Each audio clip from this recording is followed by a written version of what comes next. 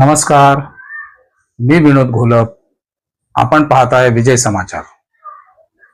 मुंबईतील मालाड पश्चिम परिसरात पर्यावरण संरक्षण आणि विकास कामांच्या नियम पालनावर गंभीर प्रश्नचिन्ह उपस्थित करणारे एक धक्कादायक प्रकरण समोर आले आहे. एका बांधकाम प्रकल्पासाठी तब्बल 50 वर्ष जुने हेरिटेज पिंपळ वृक्ष बेकायदेशीररित्या कापण्यात आल्याचा गंभीर आरोप करण्यात आला असून आता या प्रकरणात बृहन्मुंबई महानगरपालिकेच्या 2 विभागामधील जबाबदारीचा मुद्दा ऐरणीवर आला आहे.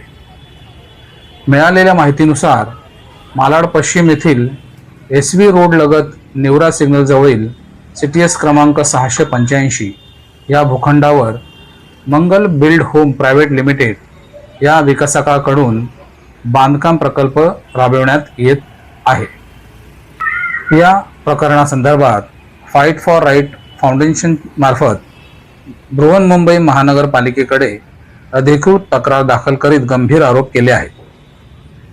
तक्रारीनुसार संबंधित प्रकल्पाच्या मंजूर करण्यात आलेल्या IOD म्हणजे इंटिमेशन ऑफ डिसअप्रूव्हल आणि CC म्हणजेच कमिटमेंट सर्टिफिकेट मधील स्पष्ट अटीनुसार प्रकल्पाच्या जागेवरील कोणतेही झाड तोडण्यासाठी महानगरपालिकेच्या वृक्ष प्राधिकरणाची पूर्व परवानगी घेणे बंधनकारक होते.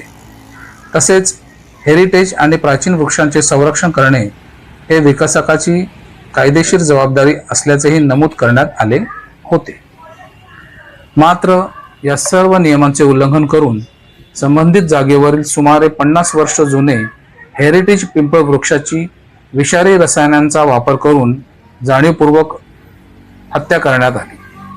त्यानंतर ते कापण्यात आले असा गंभीर आरोप करण्यात आलेला आहे. या प्रकरणाची अधिक माहिती घेण्यासाठी विजय समाचारने इमारत प्रस्ताव विभाग कांदिवली पूर्व येथील संबंधित कार्यकारी अभियंत्यांशी संपर्क साधला. यावेळी त्यांनी सांगितले की गार्डन विभागाने या प्रकरणात आवश्यक ती कारवाई केलेली असून संबंधित पोलीस ठाण्यात गुन्हा देखील दाखल करण्यात आलेला आहे. मात्र जेव्हा IOD आणि CC मधील अटींचा भंग झाल्याच्या आरोपाबाबत तसेच संबंधित विकास प्रकल्पाला अद्याप स्टॉपवर्क नोटीस का बजावण्यात आलेली नाही असा प्रश्न विचारण्यात आला, तेव्हा संबंधित अधिकाऱ्यांनी या विषयावर अधिक भाष्य करण्यास नकार दिला.